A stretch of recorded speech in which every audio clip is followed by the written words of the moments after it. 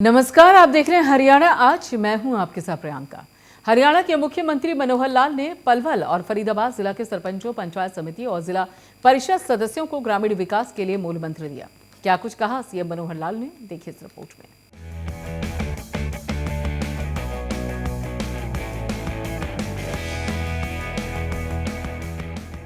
हरियाणा के मुख्यमंत्री मनोहर लाल ने पलवल और फरीदाबाद जिला के सरपंचों, पंचायत समिति और जिला परिषद सदस्यों को ग्रामीण विकास के लिए मूल मंत्र देते हुए कहा कि अच्छा काम करके दिखाओ और जनता से वाहवाही पाओ। उन्होंने कार्यक्रम में पहुंचे प्रतिनिधियों को भ्रष्टाचार मुक्त, पारदर्शी एवं अंत्योदय आधारित व्यवस्था स्थापित करने का संकल्प भी दिलवाया।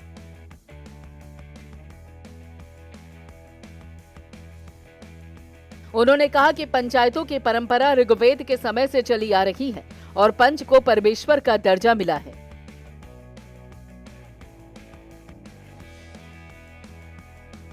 ऐसे में नए दायित्व का पूरी ईमानदारी से निर्वहन करते हुए पुराने समय से पंचायतों पर भरोसे को कायम रखना। उन्होंने प्रदेशवासियों को स्वामी विवेकानंद की जयंती, राष्ट्रीय युवा दिवस, लोहड़ी, मकर संक्रांति और पोंगल की शुभकामनाएं दी। मनोहर लाल ने कहा कि वर्तमान सरकार ने हरियाणा में आज अपने कार्यकाल के 3000 दिन भी पूरे कर लिए हैं। आजादी से पहले महात्मा गांधी ने ग्राम स्वराज का स्वप्न देखा था कि किस प्रकार ग्रामीण भारत की शासन व्यवस्था को मजबूत बनाया जाए ताकि आजादी का संदेश गांव-गांव तक पहुंच सके। पुराने समय से कायम खाप पंचायतों ने समय समय पर सराहनीय कार्य किए। बेटी बचाओ बेटी पढ़ाओ कार्यक्रम को जन आंदोलन बनाने में भी पंचायतों की प्रशंसनीय भूमिका रही।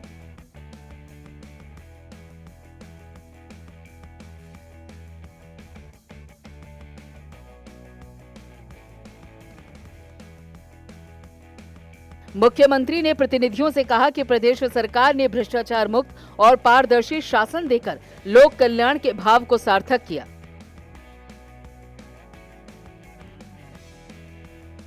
हमारी अंतिम व्यक्ति के कल्याण की सोच से आज शासन व्यवस्था में बदलाव आया है।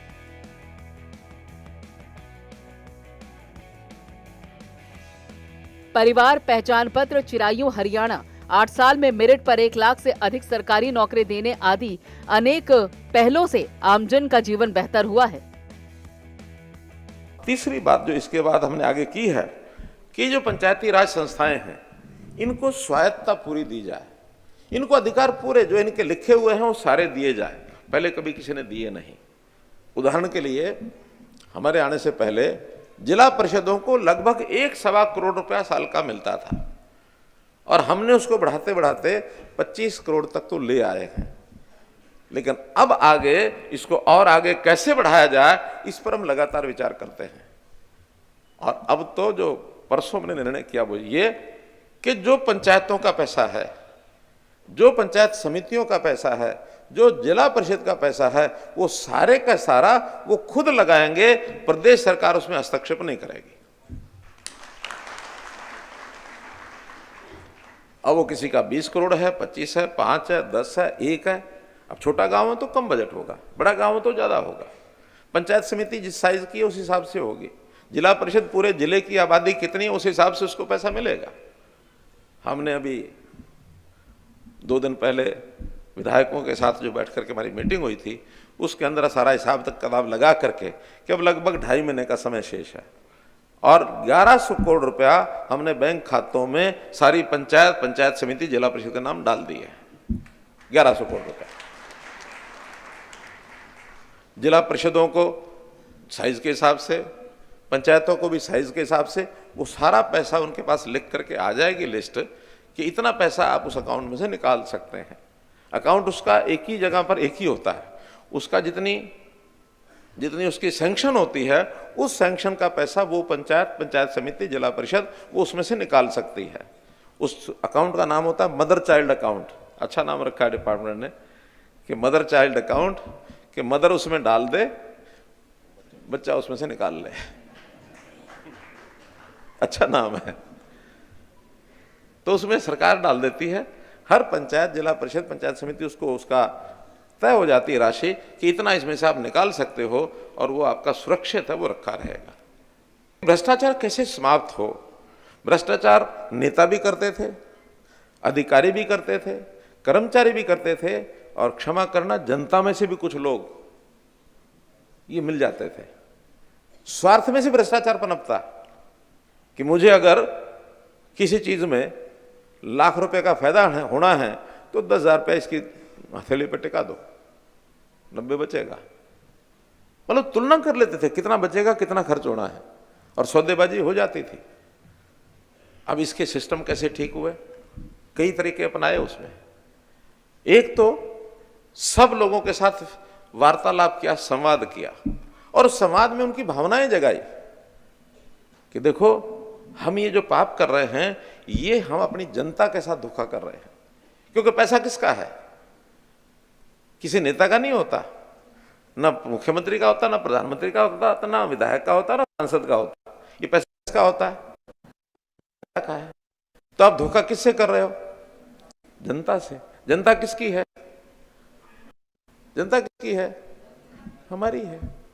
तुम अपने ही घर में लगे हुए हैं, इधर से निकाल उधर डाल, इधर से निकाल उधर डाल। तो ये भावनाएं जगाई। फिर इसके बाद डंडा पकड़ा, डंडा भी पकड़ा कि जो गलत करेगा उसके खिलाफ कार्रवाई होगी, और कार्रवाई करके बहुत लोग अंदर ठोके। और तीसरा विषय वो किया, सिस्टम्स बदले कि सिस्टम में ऐसे सिस्टम ही मत बंद कर दो सारे जिसमें से भ्रष्टाचार की खुली हुई है मोरी, इसको बंद करो। और वो हुआ है टेक्नोलॉजी से, आईटी से, ऑनलाइन सिस्टम बनाए, पारदर्शिता। जो कह रहे हैं ना कि राजीव गांधी ने कहा था कि 1 रुपया भेजते नीचे तक जाते जाते 15 पैसे रह जाते हैं, बीच में गायब होते हैं, पता ही नहीं लगता कौन खा गया।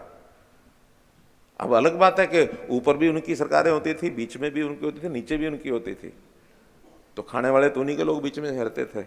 आज उन्होंने कहा कि सब बंद करो, आरटीजीएस कराओ, ऑनलाइन खाते कराओ, डायरेक्ट डीबीटी कराओ, जो पैसा जिसको देना है उसके खाते में सीधा पहुंचना चाहिए, बीच में हाथ ही ना लगा पाए कोई। हमने अभी अपने यहाँ किसानों के भी जितनी पेमेंट करनी होती है, जो उनकी प्रोक्योरमेंट होती है, सारे उनके खाते में जाती है। हर साल 20 से 25,000 करोड़ रुपया किसानों के खाते में जाता है अकेले।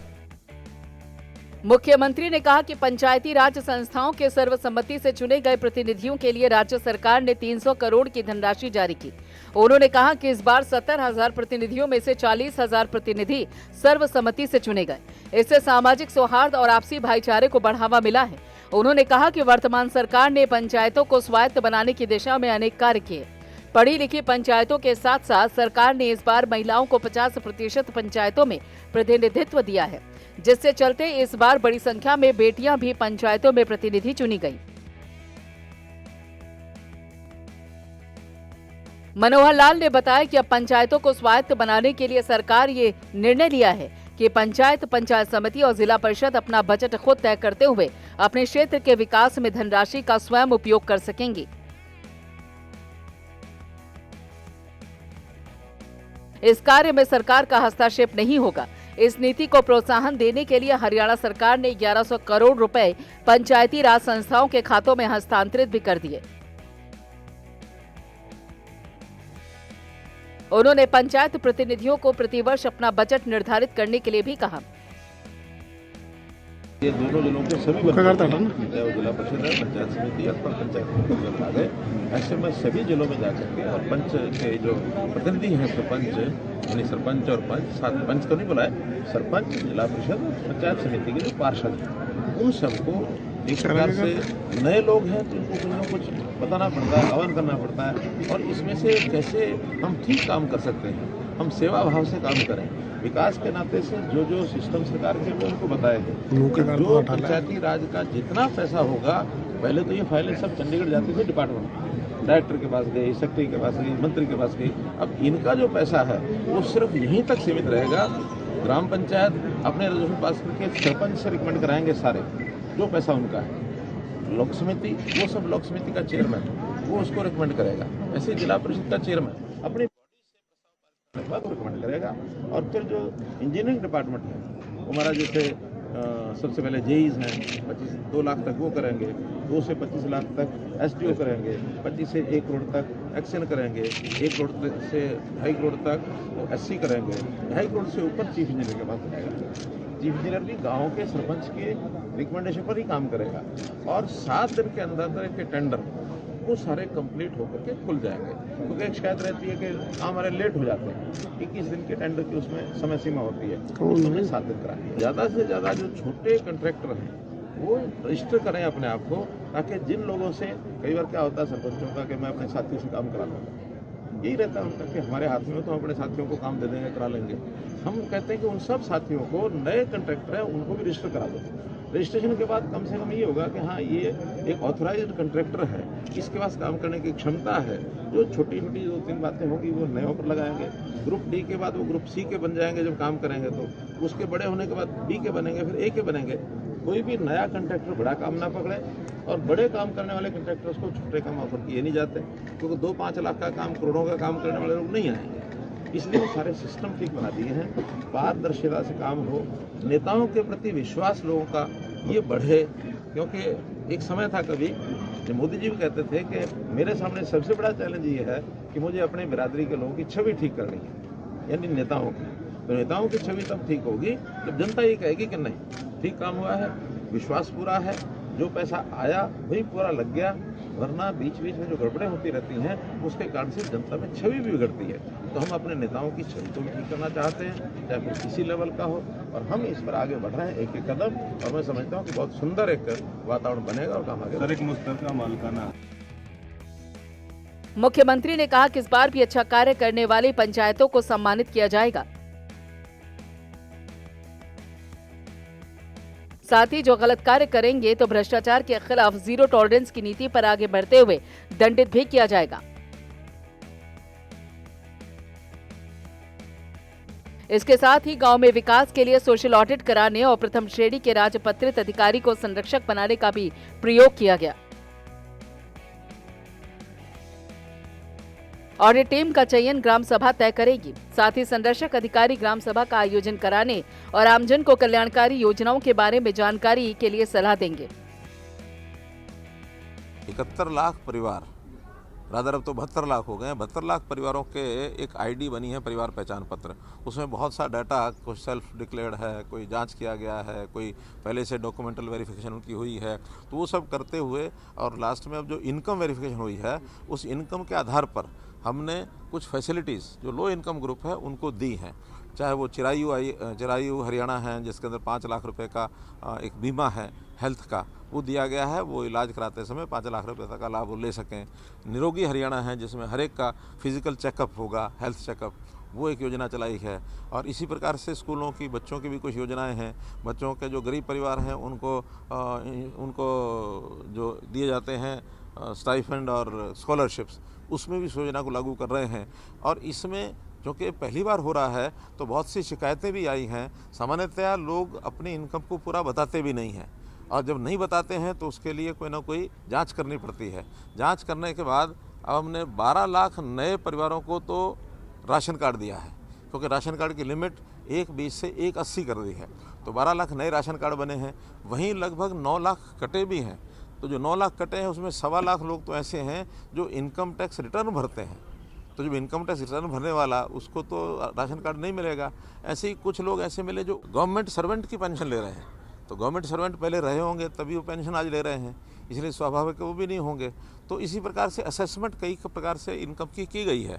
हाँ, कुछ लोगों की असेसमेंट हो सकता है गलत हो गई हो, उनको शिकायत करने का मौका दिया है। शिकायत करने के बाद 15 दिन के अंदर अंदर उनकी शिकायत का समाधान होगा।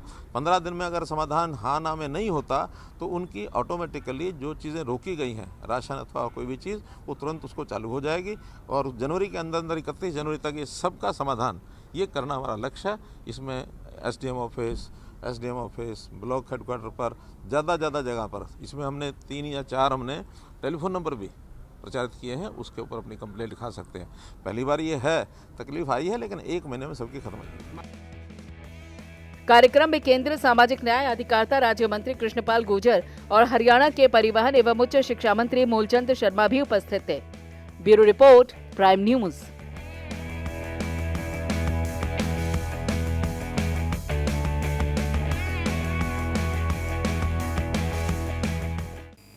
हरियाणा आज में फिलहाल इतना ही और बाकी खबरों के लिए आप जुड़े रहिए प्राइम न्यूज के साथ।